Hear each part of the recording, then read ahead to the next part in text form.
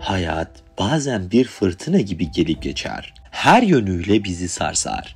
Zamanın hızla akıp gittiği, anıların silikleştiği, umutların ise bazen dağıldığı, yüz tuttuğu bir dünyada nasıl olur da dingin kalabiliriz? Stoa felsefesi tam bu noktada devreye girer. Antik Yunan'dan günümüze uzanan bu öğreti bize dış dünyayı kontrol etme gücünün olmadığını hatırlatır. Ama daha da önemlisi içsel dünyamızın hakimiyetinin yalnızca bizim elimizde olduğunu öğretir. Ancak bu derin düşünce sistemi zaman zaman yanlış anlaşılmakta, yüzeysel bir şekilde yorumlanmaktadır. Gelin Stoacılığın büyüsünü tam olarak anlamak için onun yanlış anlaşılan yönlerini keşfederek bu kadim felsefeyi içsel bir yolculuğa dönüştürelim.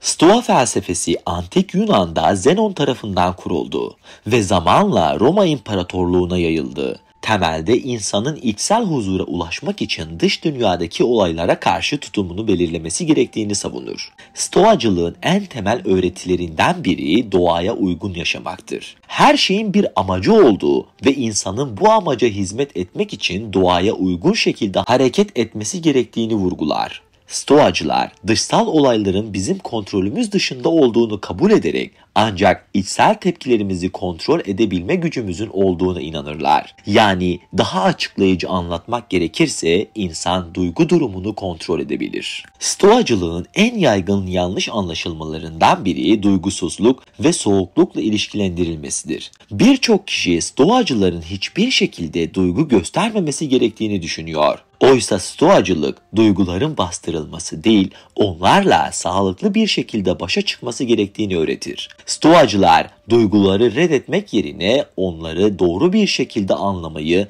ve gerektiğinde yönetmeyi savunurlar. Duygusal acılar hayatın bir parçasıdır. Önemli olan bu acıları kabul edip onlarla nasıl başa çıkacağımızı bilmektir. Bir stoacı sevincini ve üzüntüsünü hisseder. Ancak ona tepki verirken duygularının kendisini yönetmesine izin vermez. İçsel bir dengeyi korumak gerçek gücün ve özgürlüğün anahtarlarıdır. Bir diğer yaygın yanlış anlama Stoacıların dış dünyadan kaçmaya çalıştıklarıdır. Stoa felsefesi bazen dünyadan elini eteğini çekmek ya da tüm dışsal olaylardan uzaklaşmak olarak algılanır. Ancak bu Stoacılığın asıl amacıyla çelişiyor. Stoacılar dünyadan kaçmak yerine onun içinde yaşamayı öğrenirler. Stoacı düşünce hayatın getirdiği zorluklara karşı bir tür sükunet ve içsel huzur geliştirmeye odaklanır. Onlar dünyada ne olursa olsun içsel dinginliklerini kaybetmeden hayata devam edebilmenin yollarını ararlar. Çünkü gerçek stoacı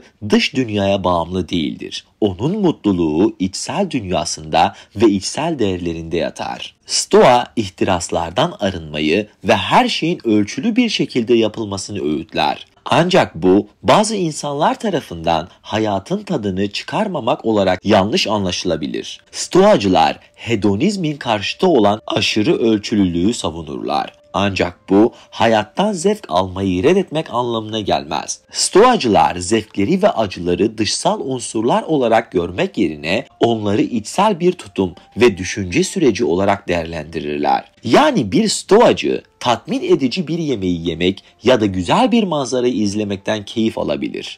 Ancak bu zevklerin ona kalıcı mutluluk getirmeyeceğini bilir. Bu nedenle geçici zevkler yerine kalıcı huzura odaklanırlar. Stoacılıkla ilgili bir başka yanlış anlama zorluklardan kaçma olarak yorumlanmasıdır. Hayat ne getirirse getirsin sadece kabul et gibi bir bakış açısıyla stoacılığın bir tür pasiflik önerdiği düşünülebilir. Ancak bu yanlış bir yorumdur. Stoa zorluklara karşı sükunet ve içsel dengeyi savunsa da bu zorlukların üstesinden gelmek için aktif bir şekilde çaba göstermeyi de öğütler. Stoacılar acıları kabullenirler. Ancak onlara teslim olmazlar. Zorlukları kişisel gelişim için bir fırsat olarak görürler. Zorluklar stoacıların karakterlerini şekillendiren ve içsel güçlerini ortaya çıkaran önemli birer araçtır. Stoa felsefesinin gerçek gücü sadece düşünsel bir sistem olmasında değil, aynı zamanda yaşam biçimi olmasında yatmaktadır. Bu felsefe zorluklar karşısında bile içsel dinginliğini ve huzuru koruyabilmeyi öğretir. Stoacılık hayatın dışsal koşullarına göre değil,